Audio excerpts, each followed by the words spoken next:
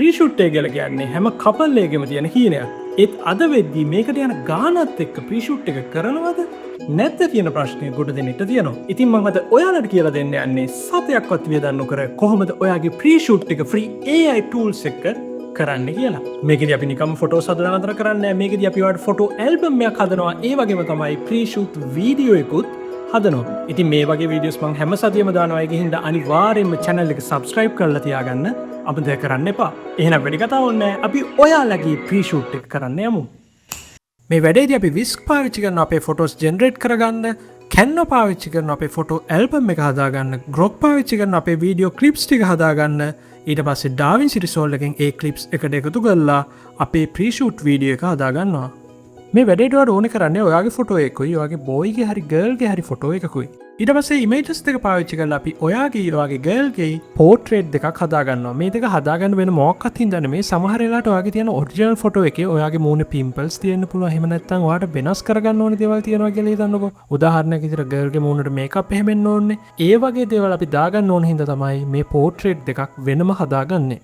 එහෙනම් අපි ඒක හදලා බලමු. මම ඔයාලට මේකට ඕන කරන prompts කලින් වීඩියෝ එකේදී වගේදීම මේකෙදි දෙනවා.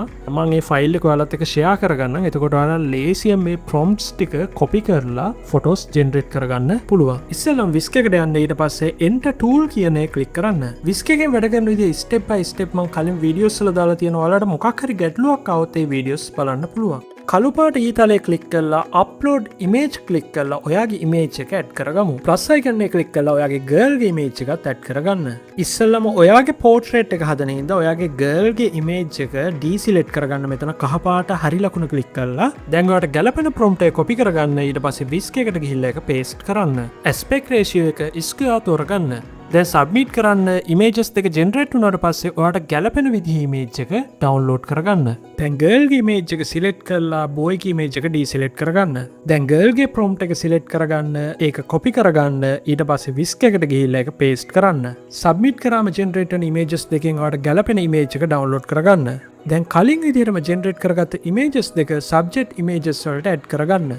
ප්‍රීෂුට් එක ඉමේජස් හදාගන්න ඕන කරන බේස් ප්‍රොම්ප්ට් එක මම මේ විදිහට ඔයාලට දීලා තියෙනවා. මේකේ රතු පාටින් තියෙන ඔප්ෂන්ස් වලට ඔයාලට කැමති විදිහේ වෙනස්කම් කරන්න පුළුවන්, කැමති විදිහේ දේවල් දාන්න පුළුවන්. දැන් මම මෙතන පල්ලෙහෙන් ඔයාලට ඒ වගේම එක්සැම්පල්ස් කීපයක් දාලා තියෙනවා. මෙතනදී මම හදන ප්‍රීෂුට් ඉමේජස් වල ලොකේෂන්ස් කීපයක් පාවිච්චි කරනවා. එකක් තමයි ශ්‍රී ලංකා, අනිත් එක ඊජිප්ත, අනිත් එක ජපාන්. ඔයාලට කැමති විදිහට ඒක වෙනස් කරගන්න පුළුවන්. කැමති විදිහට ඇඳුම් චේන්ජ් කරගන්න පුළුවන්. කිසිම ප්‍රශ්නයක් නැහැ. ඒ වගේම තමයි මම මේකෙදි හදන ඉමේජස් වලට පාවිච්චි කරපු prompts ටිකත් මම මේ විදිහට දාලා තියෙනවා. එතකොට ඔයාලට ඕනම් පුළුවන් ඒක උනත් පාවිච්චි කරලා ඔයාගේ images generate කරගන්න.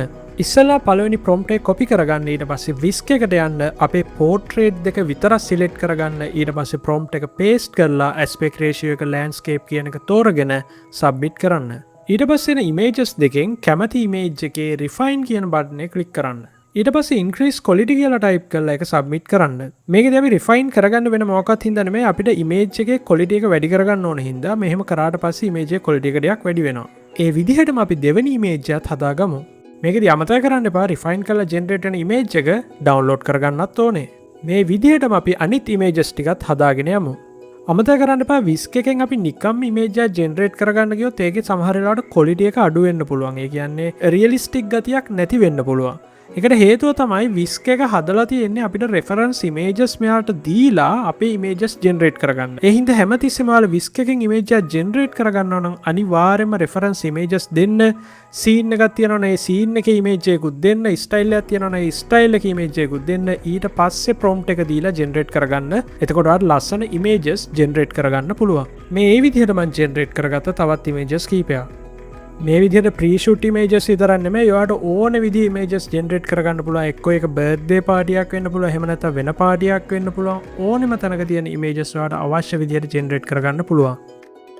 ප්‍රීෂුට් වීඩියෝ එක හදන්න ඕන කරන ක්ලිප්ස් ටික අපි Grok එකෙන් හදාගන්න යන්නේ. එතකොට ඒකට අවශ්‍ය කරන prompts ටිකත් මම මෙන්න මේ විදිහට දීලා තියෙනවා. ඔයාලට පහසුවෙන්ම මේක copy කරගෙන ඔයාගේ වීඩියෝ එක ජෙනරේට් කරගන්න පුළුවන්. Grok එකේ imagine එකට යන්න, pin button එක click කරන්න, upload the file click කරන්න. ඊට පස්සේ ඔයාගේ image එක තෝරගන්න. පළවෙනි වීඩියෝ එකේ prompt එක තෝරගන්න, ඒක copy කරගන්න. ඊට පස්සේ Grok එකට ගිහිල්ලා ඒක paste කරලා submit කරන්න. අපේ වීඩියෝ එකේ quality එක වැඩි කරගන්න මෙතන dot 3 click කරලා upscale video කියන එක click කරන්න. දැන් download button එක click කරන්න. මේ විදිහට මනිත් වීඩියෝස් ටිකත් හදාගෙන යන් ඔයාලට ගැටලුවක් આવොත් එහෙනම් මම කලින් වීඩියෝස් දාලා තියෙනවා ග්‍රොක් එකෙන් කොහොමද හරි විදිහට හදන්නේ කියලා. ඒ වීඩියෝස් බලන්න පුළුවන්. මම මේ වීඩියෝස් ටික උඩින් ලින්ක් කරලා තියන්නම්. එතකොට ඔයාලට පහසුවෙන් මේකට ගිහිල්ලා බලන්න පුළුවන්. අපේ ෆොටෝ ඇල්බම් එක අපි හදාගන්න යන්නේ Canva එකෙන්. ඒකින්ද Google එකේ Canva කියලා සර්ච් කරලා Canva එක ඇතුළට යන්න. templates කියන එක ඇතුළට ගිහිල්ලා එතන search box එකේ wedding album කියලා සර්ච් කරන්න. මොකද මේකේ pre-shoot album කියලා සර්ච් කරා කියලා එන්නේ නැහැ. ඒකින්ද අපි wedding album එකක් අරගෙන ඒක edit කරගෙන යමු. මේ album එක free. ඒකින්ද මම ඒක තෝරගන්නවා. ඊට පස්සේ customize this template කියන එක click කරන්න. ඔයා mobile user කෙනෙක් වුණා කියලා කිසිම ප්‍රශ්නයක් නැහැ. මොකද Canva mobile application එකක් තියෙනවා. ඒක ඔයාලට install කරගෙන ඔයාගේ වැඩ ටික කරගෙන යන්න පුළුවන්. දැන් ඔයාලට කරන්න තියෙන්නේ මේකේ default දීලා තියෙන text එහෙම නැත්නම් images වෙනස් කර කර ඔයාට match වෙන විදිහට හදාගන්න එක. දැන් උදාහරණයක් විදිහට ගත්තොත් මෙතන මේ Aaron and Juliana කියලා තියෙන්නේ. ඒ වෙනකොට ඔයාගේ ගර්ල්ගේ හරි බොයිගේ හරි නම දාන්න. අනිත් එක දැන් මේ වෙඩින් කියලා තියෙන එක මේක වෙඩින් එකක් නෙමෙයිනේ. ඒ වෙනුවට ගැලපෙන එකක් දාන්න. ටෙක්ස්ට් වල තියෙන කලර්ස් එහෙම නැත්නම් බෑග්ග්‍රවුන්ඩ් කලර්ස් ඔක්කොම ඔයාගේ ප්‍රී-ෂූට් තීම් එකේ විදිහට චේන්ජ් කරගන්නත් ඕනේ. Canva එකෙන් ස්ටෙප් බයි ස්ටෙප් වැඩ කරන විදිහ ගැන මම කියන්න යන්නේ නැහැ. මොකද එහෙම කරනවා නම් පැය ගානක වීඩියෝ එකක් හදන්න වෙනවා. ඒකින්ද මේකේ අවශ්‍යම දේවල් ටික විතරක් මම මේ පෙන්නුවේ. අනිත් එක තමයි මේ වැඩේට ඔයාලට Canva ප්‍රීමියම් version එක අවශ්‍ය වෙන්නේ නැහැ. Canva free version එකෙන් ඔයාලට පහසුවෙන්ම හදාගන්න පුළුවන්. ඇල්බම් එක මම දැන් මේ විදිහට හදලා ඉවර කරලා තියෙන්නේ. ඔයාට පුළුවන් මේකට අවශ්‍ය තරමට, ඒ කියන්නේ දැන් මම මේකේ images කීපයයින් ඇඩ් කරලා තියෙන්නේ. ඔයාට පුළුවන් ඔයාට ඕනේ තරම් images ඇඩ් කරලා ලස්සන ඇල්බම් එකක් හදාගන්න. ඔය ඇල්බම් එක හදලා ඉවර වුණාට පස්සේ Canva එකේ මෙතන share button එක click කරලා download click කරලා මෙතනින් ඔයාට අවශ්‍ය format එක select කරලා, ගොඩක් වෙලාවට PDF තමයි ගන්න වෙන්නේ, select කරලා download කියන එක ඔබන්න. ඊළඟට අපිට කරන්න තියෙන්නේ අපි හදාගත්ත clips වලින් අපේ pre-shoot video එක හදාගන්න. මේකට ඔයාට කැමති video editor එකක් පාවිච්චි කරන්න පුළුවන්. මම මේකෙදි පාවිච්චි කරන්නේ DaVinci Resolve. මම එතකොට Grok එකෙන් හදාගත්ත clips මේ විදිහට timeline එකට දාලා ඒ වගේ background music එකක් දාලා edit කරගෙන තියෙනවා. එහෙනම් අපි හදාගත්ත වීඩියෝ එක දැන් බලමු. I saw your coat still hanging there by the door, like you still care. The clock keeps ticking through the rain, but somehow you still feel the same. I hum the song you used to play. It brings your shadow back to stay. And in the hush of evening light, I almost see you every night.